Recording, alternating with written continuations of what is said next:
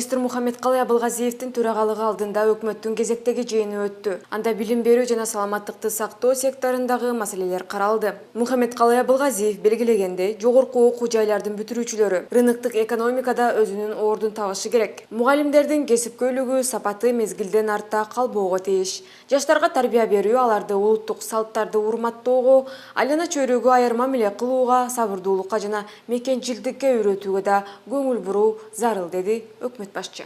600 бала акча бизге жетпейт азыр. Анан кандай кылып биз сапаттуу мектепке балдарды тарбиялап алып келебиз? Муну ойлонушубуз керек. Тарбия алып, билим алып чыккан бала биздин коомубуздун активдүү, сапаттуу жараны болот. Муну ошого абдан көңүл бөлүшүбүз керек. Мухаммедкалый Абылгазиев өкмөттүн Талас облусундагы ыйгарым укуктуу өкүлү Марат Мураталиевди сынга алды. Ал өкмөттүн жыйынына даярданып келбей, облус боюнча канча мектеп аккредитациядан өттү деген суроого жооп бере албай койду. Талас, келиңиз. Канча мектеп аккредитация? 37 мектеп бизде азыр курулуп атат. Анын ичинен 5 мектеби быйыл тапшырабыз деди. Кече көрүп чыктык жаңы мектептердин ичинен. Аккредитациядан канча мектеп өткөн жок? Бизде аккредитациядан ага мен дайынданып келди, Мухаммедкалый Дүйшөкөй. Жакында чай ичкене келдиңер.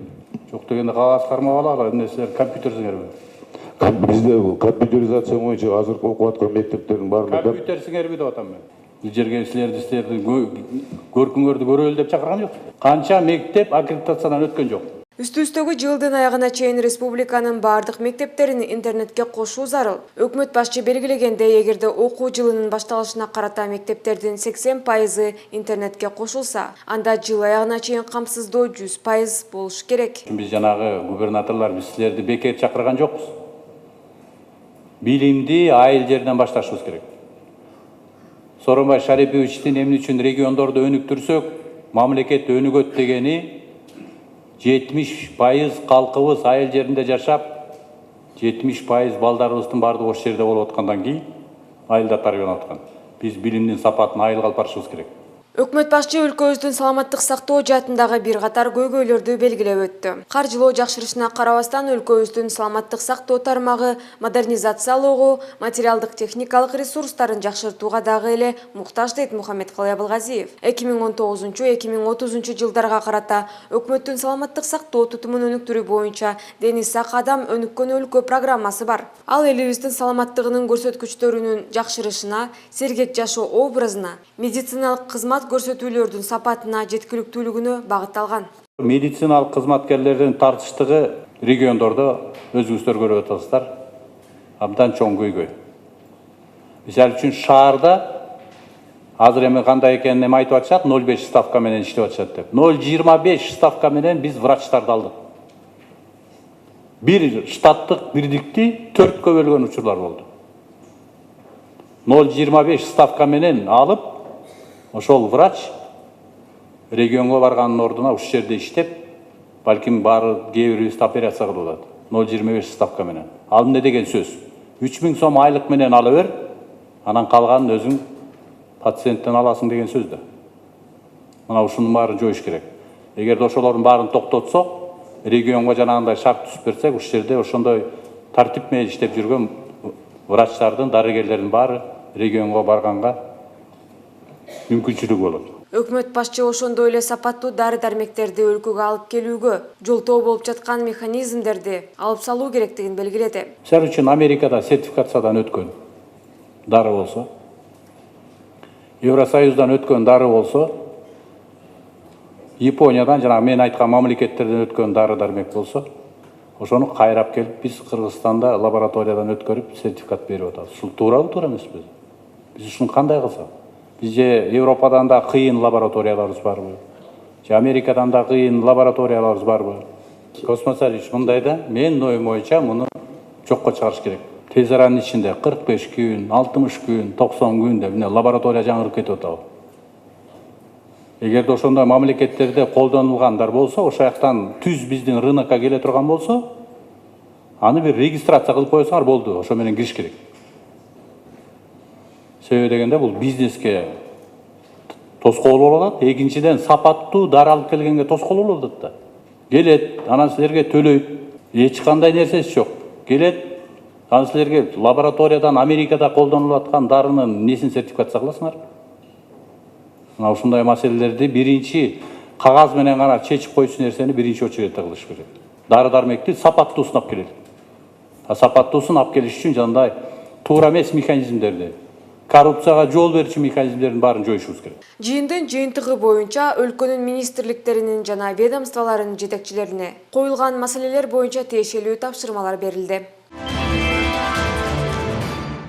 Мухаммедкалый Абылгазиев өкмөттүн алдыңкы милдеттеринин бири аймактарды социалдык маданий объектилер менен камсыздоо деп белгиледи. Ошондой эле жерлерде калктын жашоосун жана бүтүндөй аймактардын бакубатчылыгын жакшыртуу болуп саналат. Мындан тышкары Ош облусунун Чоң Алай жана Өзгөн районундагы өзгөчө кырдаалдардан жабыркаган объектилерди курууда курулуш ченемдерин жана эрежелерин аткаруу боюнча талаптарды көзөмөлдөө аркылуу иштин сапатына өзгөчө басым жасоо зарыл, деди өкмөт башчы. Архитектура, курулуш жана турак жай коммуналдык чарба мамлекеттик агенттигинин директору Бактыбек Абдиев маалымдагандай, үстү-үстөгү жылдын аягына чейин жалпысынан 150дөн ашык объектилер ишке берилет. Премьер-министр тарабынан бизге максат коюлгон 75% даярдык социалдык курулуш объектилерин бүтүрүп госприемкага тапшырып берүү боюнча.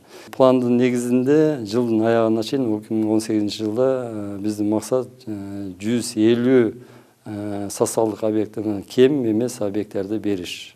Андан тышкары 15 объект болсо таза суу максатында, таза суунун обеспечение боюнча максат коюлган.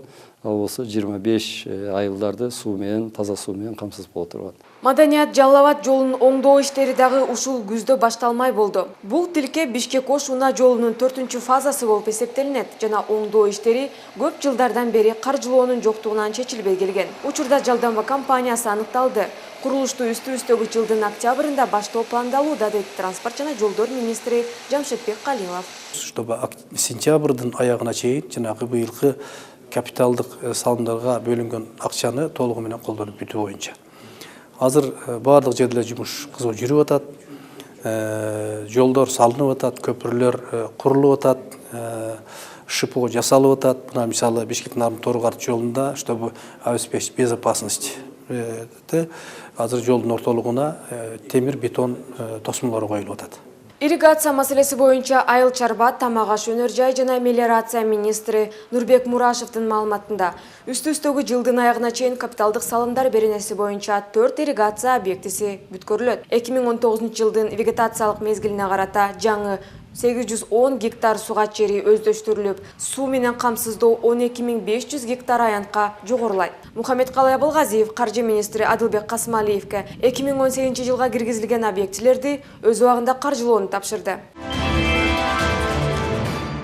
Мухаммедкалый Абылгазиев 3-дүнөлүк көчмөндөр оюндарын өткөрүүгө даярдык көрүү боюнча кеңешме өткөрдү. Өкмөт башчы чакырылган катышуучулардын жана мелдештин конокторунун санын эске алуу менен алдыдагы оюндарды жогорку деңгээлге өткөрүү маанилүү болуп саналаарын белгилеп кетти. Кетирилген кемчиликтер үчүн министрликтердин жана ведомстволордун жетекчилери жеке жоопкерчиликти алышат, дейт Мухаммедкалый Абылгазиев. Көчмөндөр оюндарынын катчылыгынын жетекчиси Нурсултан Аденов оюндарга билеттерди сатуу жагдайы тууралуу билдирди. Бүгүнкү күнү билеттер 3 шаарда, Бишкек, Ош жана Чолпон Атада сатылууда. Ошондой эле каалоочулар билет сатып алууга мүмкүн болгон расмий мобилдик тиркеме ишке киргизилди. Биринчи вице-премьер-министр Куатбек Боронов билдиргендей, билеттерди сатуудан түшкөн каражаттар Чолпон Атадагы ипподромду өркүндөтүүгө жумшалат.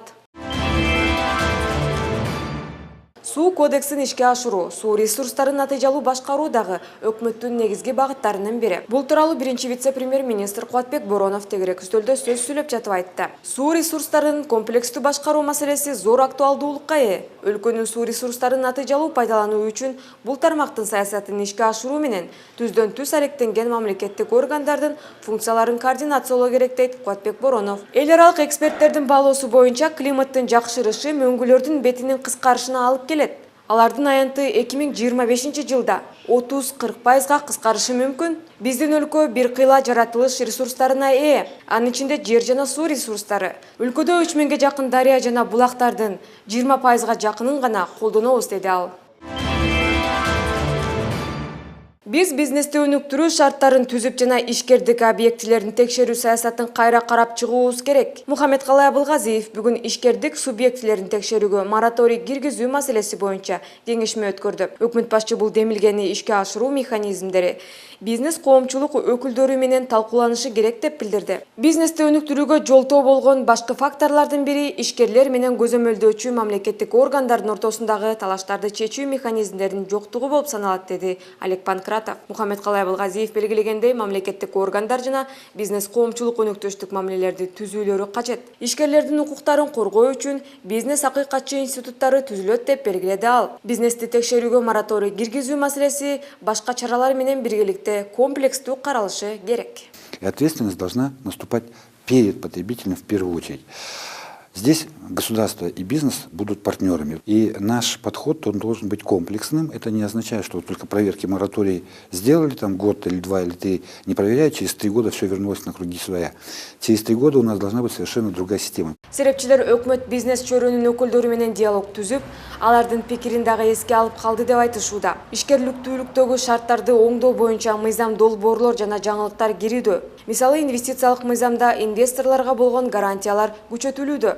Мындан өз ара иштешүүнүн артынан бизнес акыйкатчылык институту кирүү пландалууда.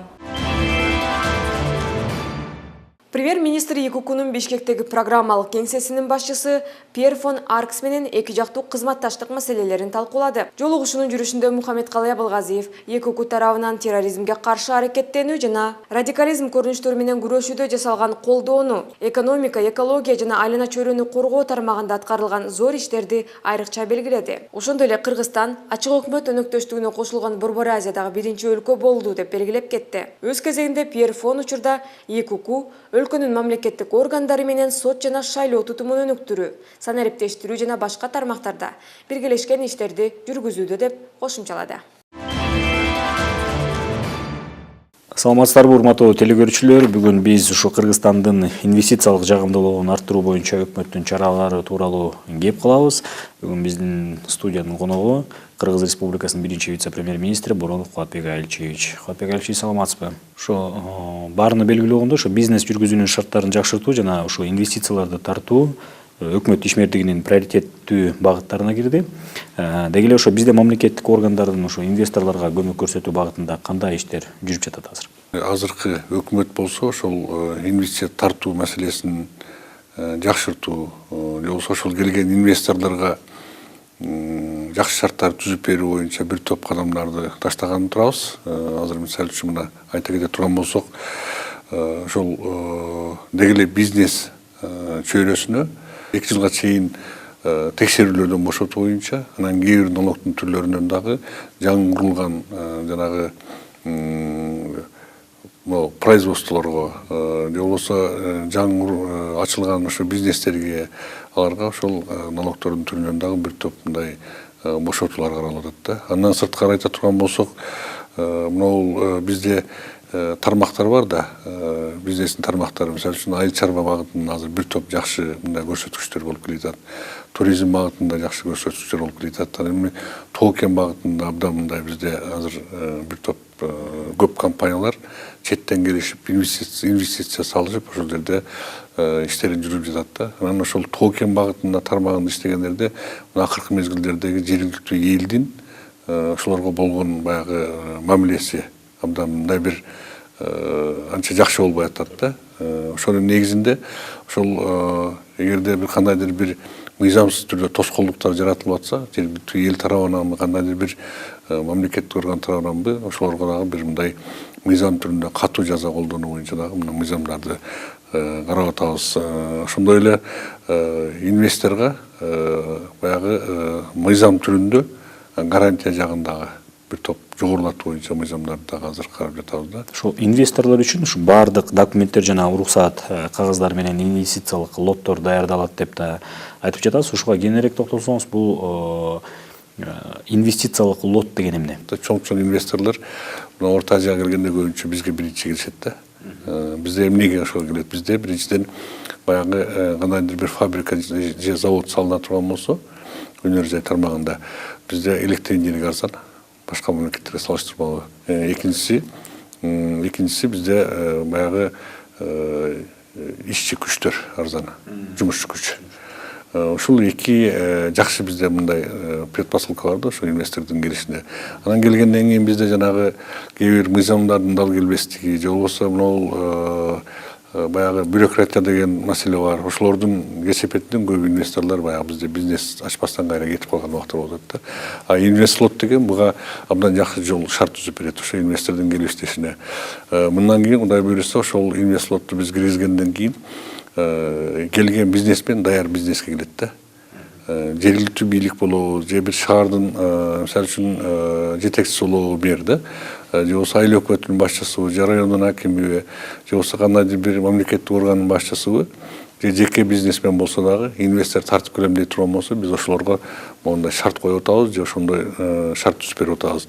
Бардык документтерин трансформациядан баштап коммуникацияны тартып келип, ошол инвестор келип акчасын салып иштей турган шарт түзүп, же орусча айтканда под ключ жасайт да. Бүт бардыгын жасап туруп даярдап турат. Же болбосо ошону даярдап алып туруп, анан кийин бизнесмен ошо инвесторду издегенге мүмкүнчүлүк шарт алат да. Анан келген инвестор көрүнгөн кабинетке чуркап, баягы уруксат алчу кагаздардын артынан жүгүрүп, тоскоолдуктардан ажыратып атабыз да, чыгарып атабыз. Арылтып, ошону менен бизнесмен келгенден кийин даяр бизнеске келет дагы, акчасын салат, заводун курат, эгер курулуш керек болсо, же болбосо оборудованиясын коет, ошо менен иштеп келет турган шарт болот да. Куатбек Алиевич, ошо социалдык тармактарда массалык маалымат каражаттарында дагы акыркы күндөр айтылып келатат. Ошо өкмөттүн ишмердүүлүгүнө 100 күн болду. Ошол 100 күндүн аралыгында өкмөт тарабынан кандайдыр бир ушу инвестициялык бир долбоорлор ишке ашырган жок, инвесторлор келген жок, инвесторлор менен сүйлөшүүлөрдү жүргүзгөн жок деп дагы бир айтып жатышат. Ушул сөздүн канчалык деңгээлде чындыгы бар? Бул эми же маалыматы жок адам айтышы мүмкүн, же болбосо башка ой менен айтылышы мүмкүн да. Андай эмес. Кыргызстанда инвестор дайым эле бар, келип аткан, келип да жатат азырчы. Биз буга чейин ар бир тармак өзүнчө ошо инвестор менен иш алып бараткан болсо, азыр биз даже өкмөттүн деңгээлинде ар бир келген инвестор менен мына мен ошол тармакка жооп берүүчү вице-премьер катары ар бир инвестор менен жолугушууларды өткөрүп атабыз. Андан сырткары пландалган иш-чаралар бар, ошолорду өткөрүп атабыз. Мына жакында эле инвестициялык форум болуп өттү, экономикалык мына немеде Чолпон Атада. Ошол жерде мына жылдан жылга келген Кыргызстанга кызыккан инвесторлордун же Кыргызстанда бизнес кылам дегендердин саны өсүп атканын көрдүк. Бул жолку да мына азыр Аравиядан да келген инвесторлорду көрдүк. Ошол форумга келип атайын катышып аткан. Бул деген Кыргызстандын баягы инвестициялык климаты барган сайын жогорулап, же болбосо жакшырып атканын белгиси деп айтсак болот да. Ошондуктан мен ойлойм, бул ойго кошулбаймын. Кудай буйруса, жакын аралыкта бул жөнүндө дагы маалыматтар чыгат. Анан ошо келген инвесторлордун жана мен айтып аткан эң негизги, жана орусча айтканда фишка деп койсок болот. Биздин ошо азыркы басым жасап аткан ишибиз ошо жана инвестициялык лот да, же болбосо жанагы инвестициялык папка. Биз ошол жана өнүгүү программасындагы кирген шаарлардын 20 шаардын ошол жетекчилерине ушундай шарттарды коюп атабыз. Деги эле Кыргызстандагы болгон жетекчинин баарына ошондой шарт коюлат да. Мындан кийин инвесторду мага жөнөткүлө же мага инвестор келсе деп күтүп отурмай жок. Ар бир жетекчи өзү иштейт. Керек болсо биз ошолорго ошондой шарттар түзүп берүүнү карап атабыз. Мисалы үчүн мэр город бир ошол өзүнүн шаарына ылайыкталган 4-5 инвестициялык проект жасап, багыттар боюнча, кайра иштетүү багыты, туризм багыты боюнча, же болбосо башка дагы бир багыттар боюнча, завод, фабрикаларды куруу боюнча ошол проекттерди жасап, пакет документти жасап, жанагы коммуникациясын баарын киргизип, жерди трансформациядан өткөрүп, бардык пакеттин китебин даярдап туруп, ошону көтөрүп алып туруп, анан инвестор издеп өзү чыгыш керек. Мурункудай отуруп, мага инвестор келсе ошону сунуштайм, же болбосо инвестор келсе жерди көрсөтөм, тегинди көрсөтөм деген мамиле азыр ал болбойт да. Инвестор азыр талаш болуш керек.